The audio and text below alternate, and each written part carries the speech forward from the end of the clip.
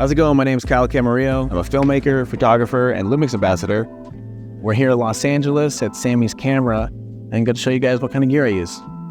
I've been a Samys customer for over 10 years. Being able to see the equipment in person, ask questions, get answers from all the staff there is so important. I'm mostly shooting skateboarding. I've been doing that for the last 25 years. Traveled the world photographing and filming the best skateboarders. And whether or not you're interested in filming skateboarding per se, what I really do is run and gun filmmaking. So first and foremost, I have a S5 IIX. Right now it has the 100mm 2.8 on it. Amazing camera, full frame, super fun, super quick, and it's the same size as the G9 II, which is the other body I use. There are differences obviously between Micro Four Thirds and full frame. The reason I like the G9 II or Micro Four Thirds is the lenses are smaller. So for run and gun, when you're looking at the difference between these two and these two lenses, there's obviously a big difference in size and also in weight. So having a smaller amount of gear and being able to fit more in your bag is a definite benefit to the run and gun. On the G9 II, I have the Condor Blue cage, pretty much the same cage for the S5 IIX. These Condor Blue cages are great. They're designed very well, and there is absolutely no play. They make it feel like it's part of the camera, which is kind of essential for everything else we're going to put on here. So on the G9 II, I have a 35-100, which is a 70-200 equivalent, 2.8. I shoot a lot of slow motion with this lens, run and gun, shooting stuff, picking off things that are happening without interrupting whatever's going on there. So it helps keep whatever I'm shooting natural. The other Micro Four Thirds lens I have is the 12-35 2.8, which is a 24-70 equivalent. This usually ends up staying on my camera most of the time. If I need to pull my camera out quickly for something, it's usually this is what you're gonna want on it. It's the best range to kind of start with. You get these two lenses, you're pretty much set. 24 all the way to 200 with both lenses. I mean, that's the entire range that I mostly work in. I've been using this general setup, GH5, GH6, well, all the way to GH3 actually. The power just in this little small setup is really unbeatable and is essential to what I do. And for the S5 IIX, I have three lenses that I like to use. So this is the Lumix S Pro 24-70 2.8, and this is also a Lumix S Pro 70-200 2.8. Exact same situation as I just showed you, but the full frame version. Both 2.8 all the way through. These are going to give you those same benefits as what I was just talking about, but these fit on the full frame bodies. I also have the Lumix S100 2.8 macro lens. What I like about this lens is you can use a telephoto, but you can also get close and shoot some macro stuff with this. And to have the versatility of being able to shoot macro and shooting telephoto is pretty awesome. I've been having a lot of fun with this lens, shooting people's eyes, shooting details of hands, skateboards, anything. Since we're talking skateboarding, can't do skateboarding without a fisheye. This is the Canon 8-15 with the Metabones Speed Booster XL. This goes on the G9 II or the GH6, whatever Micro Four Thirds camera I'm running. In skateboarding, it's kind of unbeatable. So that's what we run. For audio, I've done a bunch of different mics, and I've found that just this little guy works great. This is the Video Micro 2, and I compared it to the Video Mic Pro, and there are some very, very tech differences, but in terms of what I need to capture, this works just great, and it helps keep everything small in my bag. So if I can get smaller gear, I definitely lean towards that.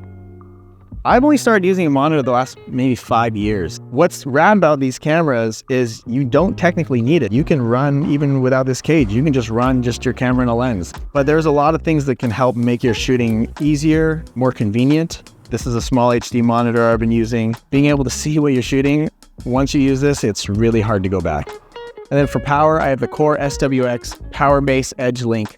What's rad about this is it goes on the bottom of your camera and you can power multiple things with it. It's got 2 D-taps, it's got USB-A and USB-C. So with this alone, I'm powering both my camera and my monitor, not having to carry a bunch of Sony batteries, and sticking more weight on top of my camera is super beneficial. So having this on the bottom is great.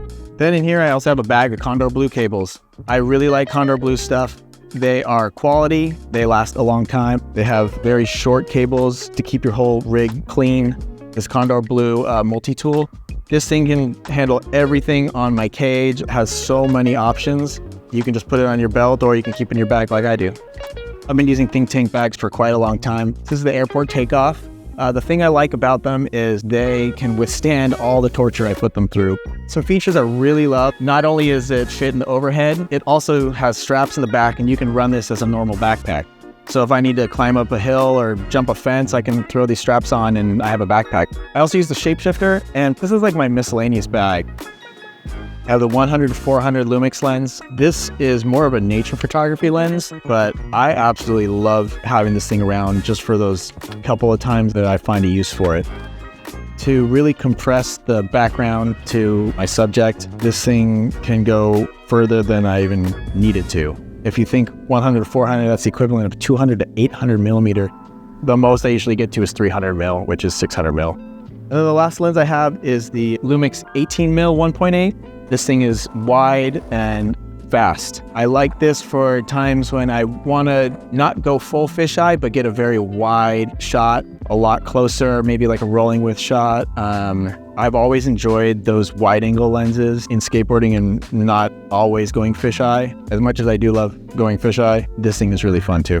So the largest thing in this bag is the Ronin RS3 from DJI. I use this quite a bit. Whether I'm rolling on a skateboard or not, I use it a lot, kind of emulating dolly shots, having the foreground be moving while the subject is staying in one place. Sometimes I'll even put this on when I'm using the fisheye. If the situation is I have to like run up some stairs and then run back down some stairs, something that I couldn't roll my skateboard on, I'll use this and be able to get that same style of smooth filming, even though I'm not rolling on a skateboard. So this thing comes in handy all the time.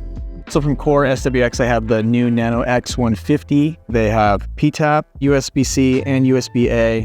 Great status lights on the front to show you how much time you have, how much battery life is left. These LEDs on the side, and a really strong build just on this thing in general. And it's really great for me because my gear gets thrashed. I'm just running around and dropping things, and I need stuff that's gonna be able to withstand a lot of abuse. And so this is one of them. Occasionally, if I'm on a shoot, I will need a light. Doesn't happen as often unless I'm doing like portraiture stuff or something that's a little more planned. But when I do, I'm going to use a cob light like this. This is the brand new L120B from Westcott. What's rad is you can power this big light from a battery this size and get some really cool shots with it. Sometimes you're going to be in an environment where it's darker than you want it, or you just wish there was a rim light that could just accentuate something. Getting something like this and having it around with you is really going to help.